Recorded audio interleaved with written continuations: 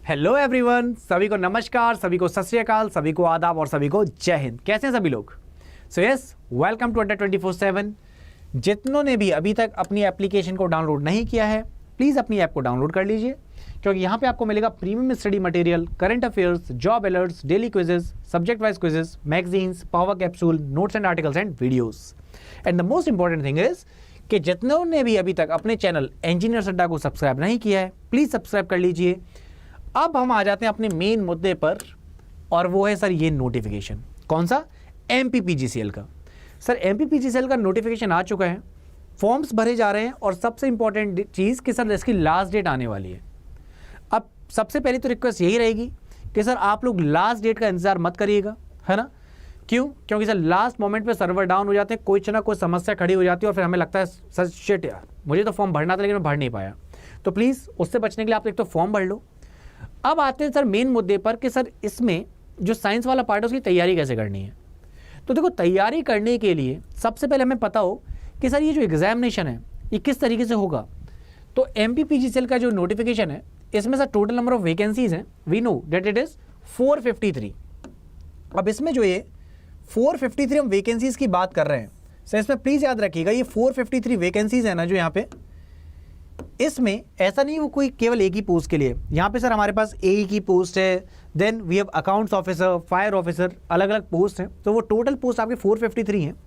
अब last date जैसा कि मैं आपको बता चुका हूँ 16 मार्च का। अब सर इन पोस्ट के लिए, इन 450 से ज़्यादा पोस्टों के लिए जब हम लोग अपने सिलेबस वाले पार्ट पर आते हैं तो हमें पहले एग्जामिनेशन का आइडिया होना चाहिए। सर एग्जामिनेशन अगर देखें तो टोटल नंबर ऑफ क्वेश्चन है 75, जो कि 75 मार्क्स के होंगे। इससे सर हमें इतना तो क्लियर हो गया कि अगर मैं इसमें इस पार्ट पर जाता हूं कि सर एक क्वेश्चन एक नंबर का है, तो मैक्सिमम क्वेश्चंस तो सर अपनी ब्रांच के ही हैं। फिर अगर मैं जनरल अवेयरनेस और एप्टीट्यूड की बात कर, तो यहां से सर 25 क्वेश्चन, जिसके लिए मुझे 25 नंबर मिल रहे हैं। अब एक क्वेश्चन एक नंबर का हो गया। टोटल टाइम ड्यूरेशन देखोगे सर, टोटल टाइम ड्यूरेशन है 2 घंटे का। अब आप सोच रहे होगे सर ये चीज़ क्या लिखी हुई है, तो ये हम लोग लास्ट में देखेंगे। अभी कि हमें साइंस की तैयारी करनी कैसे है, तो पहले हम ये देखें कि सर जब यहाँ पे सिलेबस वाले पार्ट पर हम लोग आते हैं तो नो डाउट सर 75 क्वेश्चन हो गए हमारी अपनी ब्रांचेस से। अब 25 क्वेश्चन में पूरा का पूरा जनरल अवेयरनेस है ना, general awareness and aptitude part. अब एक चीज़ जो आप लोगों को याद रखनी है, पहले तो सर एक इसमें कोई नेगेटिव मार्किंग नहीं है, ये थोड़ा सा अलग फीचर है जो हमें पता रहना चाहिए। अब सर साइंस वाले पार्ट की तैयारी करें कैसे, तो स्टार्ट करते हैं अपने एग्जामिनेशन के मेन मुद्दे पर कि सर कभी भी कोई भी एग्जामिनेशन हो तो जब भी उसकी तैयारी आपको करनी है तो आप क्या करो, प्रीवियस ईयर के क्वेश्चंस उठा लो। सब प्रीवियस ईयर के क्वेश्चन उठाने से क्या होगा, प्रीवियस ईयर के क्वेश्चन उठाने से हमें आइडिया लगेगा कि सर क्या लेवल है एग्जामिनेशन का, किस टाइप के क्वेश्चंस पुटअप होते हैं। दूसरे पॉइंट पर आओ, जब हम पेपर उठा लेंगे तो हमें आइडिया लग जाएगा कि सर अच्छा ये लेवल है। अब हम लोग अपनी तैयारी स्टार्ट कर रहे हैं, तो तैयारी में ऐसा तो नहीं बिल्कुल स्क्रैच से स्टार्ट करने के, जीरो से। सर अपनी ब्रांच के बारे में अगर देखें तो 4 साल से वही तो पढ़ते आ रहे हैं, है ना। तो सर हम लोग अपनी ब्रांच की पढ़ाई तो कर ही लेंगे, है ना। लेकिन अब बात आती है नॉन टेक की, है ना, जहाँ पे सर 25 क्वेश्चन की बात हो रही है।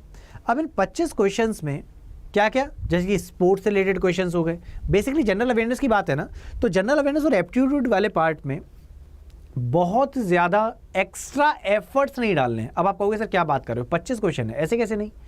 तो हमें जब लेवल का आइडिया लग जाएगा तो हम उसके अकॉर्डिंगली अपने एफर्ट्स लगाएंगे। कैसे? सर मुझे आइडिया लग गया कि अच्छा ये प्रीवियस क्वेश्चन है, इस टाइप के क्वेश्चन पुटअप कर रहे हैं, तो मैं क्या करूँगा, साइंस वाले पार्ट पर आता हूँ। तो ऐसा नहीं कि मुझे वो MBBS वाली कैटेगरी बिल्कुल चले जाना, कि बायोलॉजी में बिल्कुल डेप्थ में ही जाना है, एक एक चीज़ मुझे पता होनी चाहिए। नहीं, एक ओवरव्यू लेना है, इंपॉर्टेंट चीज़ें देखनी है, और जहाँ पर भी आपको लगे सर ये चीज़ याद कैसे करूँ, इसमें तो टाइम लग रहा है, तो वो चीज़ हमसे पूछ लेनी है। और हमेशा से मेरा कहना ये है कि कभी भी तैयारी जब कर रहे हो तो इसका मतलब ये नहीं कि आप बिल्कुल उसमें डेप्थ में चले जाओ, एग्जामिनेशन ओरिएंटेड तैयारी करो। नो डाउट ज़्यादा नॉलेज लेना बहुत अच्छी बात है, सीखो, ज्ञान बिल्कुल भरपूर लो, लेकिन एग्जामिनेशन का सर कोई डेडलाइन भी तो होगी कि सर इतनी तारीख को एग्जामिनेशन है, इस महीने में एग्जामिनेशन है, तो उसके लिए हमें टाइम ड्यूरेशन भी देखना पड़ता है कि सर मेरे पास 1 महीना, 2 महीना, 3 महीना कितना टाइम ड्यूरेशन है। तो इसलिए मैंने बोला 2 चीज़ें, एक तो सर वेटेज टोटल वो कम हो गया, है ना, एक तो जनरल अवेयरनेस एंड एप्टीट्यूड, उसमें भी साइंस वाला पोर्शन। तो हम लोग क्या करेंगे, केवल और केवल इंपॉर्टेंट चीज़ें देखेंगे, जहाँ पे हम एक बेसिक आइडिया ले लेंगे। अब सर जब तैयारी कर रहे हैं तो अब पहले तो हमने लॉजिक्स क्लियर कर लिए, एक बेसिक आइडिया ले लिया, समझ में आ गया भी सब्जेक्ट, लेकिन अब याद करने में दिक्कत हो रही है कैसे उसे मगअप करें। तो इसके लिए हम लोग आ जाते हैं ट्रिक्स वाले सेक्शन पर। पहले तो हमने चीज़ें क्लियर करी, अब आते हैं सर ट्रिक्स वाले पार्ट पर। तो मैंने यहाँ पे ना 2 ट्रिक्स लिखी हुई हैं कुछ। अब आपको क्या सर में ट्रिक तो कहीं दिख नहीं रही, तो सबसे पहले मैंने लिखा हुआ है कोटी। क्या है ये कोटी? तो इसके लिए मेरे पास एक ट्रिक थी। मान लो आप केमिस्ट्री वाला पार्ट पढ़ रहे हैं, अब केमिस्ट्री में आपसे क्वेश्चन पुट अप कर लिया एलॉयस का। अब एलॉयस से आपसे पूछा सर ब्रोंज कौन से पर्टिकुलर एलिमेंट्स का मिक्सचर है। तो सर सिंपल सी बात है, जब हम एलॉयस की बात कर सकते हैं वहाँ पे एलिमेंट्स का मिक्सचर है ना। तो सर कौन कौन से तत्व इसमें मिले हुए हैं। तो इसके लिए मैंने एक ट्रिक याद कराई कि जैसे अपना सिलेक्शन हो जाएगा, सिलेक्शन के बाद हमने बोला ब्रो चलो भगवान जी के पास चलते हैं। अब आप कहोगे भगवान जी के पास, भाई सब कुछ भगवान जी ने दिया था ना, मम्मी पापा से उधर से हेल्प हुई, फिर भगवान जी थे जिनके आशीर्वाद से सिलेक्शन हो गया। हम क्या करेंगे, मंदिर जाएंगे तो मंदिर में एंट्री करते ही वहाँ पर क्या होगी, घंटी। तो वहाँ पे क्या करोगे, जैसे ही घंटा बजाओगे आप कहोगे भगवान जी आपको कोटि कोटि प्रणाम।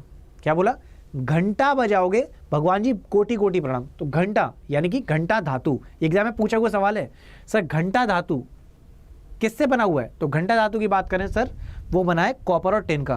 तो आपने क्या किया, घंटा धातु भगवान जी आपको कोटि कोटि प्रणाम। तो कोटि कोटि प्रणाम, तो कोटि कॉपर टिन। तो हमने इस तरीके से सर क्या किया, पहले तो लॉजिक्स क्लियर करने हैं। इसका मतलब ये नहीं कि केवल ट्रिक्स पे चलेगा और काम हो गया ना, मैं ट्रिक्स के साथ केवल तभी जाऊंगा जब पहले लॉजिक्स क्लियर हो, क्योंकि कितनी ऐसे फिर ट्रिक आप देखोगे चीज़ें क्लियर नहीं तो काम कैसे चलेगा, नहीं।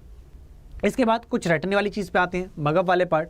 सर मान लो कि मुझे इन्वेंशन डिस्कवरीज याद करनी है, तो मैं कैसे याद रखूँ, इतने सारे सर वहाँ पे इन्वेंटर्स होंगे, इतने सारे डिस्कवरर्स होंगे।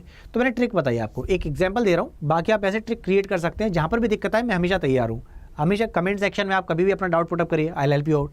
तो यस, अब मान लो कि आपसे किसी ने कहा सर एटम बॉम्ब की खोज किसने की है, क्वेश्चन पुटअप हुआ एटम बॉम्ब की खोज किसने की है।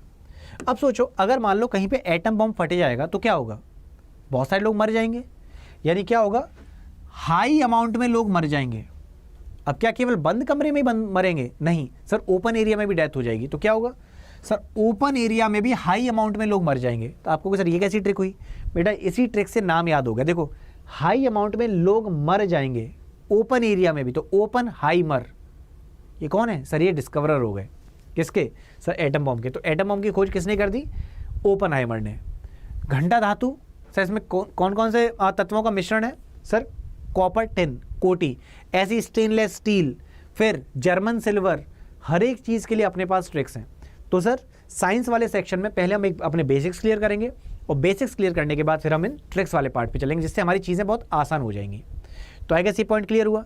तो मैं एक ओवरव्यू देता हूँ, मैं करना क्या है, सबसे पहले पुराने पेपर के पार्ट उठा लो, पुराने पेपर से देखो क्वेश्चन किस टाइप के आ रहे हैं, किस लेवल के आ रहे हैं। फिर सबसे इंपॉर्टेंट चीज़ दूसरी, सर मॉक टेस्ट लगाना स्टार्ट करो। आप जब पढ़ रहे हो, पढ़ने के बाद मॉक टेस्ट लगाओ, मॉक टेस्ट लगा के आइडिया लगेगा हम कितने पानी में हैं। तीसरी और इंपॉर्टेंट चीज़, जब कोई भी चीज़ पढ़ रहे हो तो पढ़ते पढ़ते साथ में आपको क्या करना है, अपनी तरफ से कुछ ऐसी बेसिक सी ट्रिक तैयार कर लेनी। ज़रूरी नहीं कि वो सामने वाला आपको जो रटा रहा है वही, अपनी तरफ से जो आसान लगे अपनी तरफ से कुछ भी याद कर लो, राइट। तो सर आपने जब याद किया तो अपनी तरफ से एक ट्रिक बना ली और उस ट्रिक को आपने अपनी तरफ से याद कर लिया, है ना। तो ये तरीका आपका साइंस में बहुत हेल्प करेगा। अब मैं फिर से बार बार इस चीज़ को रिपीट करता हूँ कि पहले हम अपने लॉजिक्स क्लियर करने हैं। अब लॉजिक्स क्लियर करने में भी सर कोई डाउट आ रहा है तो हम है ना कभी भी पुटअप करिए अपने डाउट्स। अब एक चीज़ आ जाती है सर इंपॉर्टेंट, कि जब मैं पढ़ रहा हूँ, पढ़ते टाइम पर सर मैं ट्रिक्स भी देख ले रहा हूँ, मैं सर साथ में मॉक पेपर भी लगा ले रहा हूँ। अब सब मेरा स्ट्रॉन्ग सेक्शन है, वीक सेक्शन है, तो पहले किसको उठाऊं। तो अभी सर आपके पास टाइम है क्योंकि अभी तो फॉर्म फिलिंग प्रोसेस चल रही है। तो मैं कहूँगा जब आप मॉक टेस्ट दे रहे हो ना तो आपको यहाँ से पता लगे आपके वीक पॉइंट्स कौन से हैं। तो सर अपने वीक पॉइंट्स को पहले सुधारिए, उसको स्ट्रॉन्ग कर लीजिए, जिससे आप जब सेम लेवल पर आ जाए अपने स्ट्रॉन्ग वाले पार्ट पर, वीक वाले पार्ट पर आपने कमांड रख ली है। अब सर आप एक तरह से मैदान में उतरने के लिए तैयार हैं। वही चीज़ है, सब मैदान में उतरना, उससे पहले हम बस ये प्रैक्टिस कर रहे हैं। वर्ल्ड कप से पहले सर ये प्रैक्टिस मैचेस चल रहे हैं, तो प्रैक्टिस मैचेस अच्छे से करिए, अच्छे से खेलिए। क्योंकि सर जब हम लोग ये एग्जाम देने बैठते हैं ना, अपने घर में मॉक टेस्ट देते हैं, तो सर टेस्ट दिया कुछ चले गए कुछ ले रहे, वो चीज़ मत करिए। जब टेस्ट दे रहे हैं तो ऐसे समझिए जैसे मेन एग्जामिनेशन में बैठे हुए हैं, तो मेन एग्जामिनेशन वाली फीलिंग लेंगे तो उसी हिसाब से आपकी तैयारी भी होगी, क्लैरिटी मिलेगी। सर ये मेरा वीक एरिया है, ये मेरा स्ट्रॉन्ग एरिया है, सर ये चीज़ मैं बहुत देर से कोशिश कर रहा हूँ, मुझसे नहीं हो पा रहा है, तो वहाँ पे फिर अपने इंडिविजुअल टीचर से हेल्प लीजिए। So the best part is specifically for the science section I again से द सेम थिंग।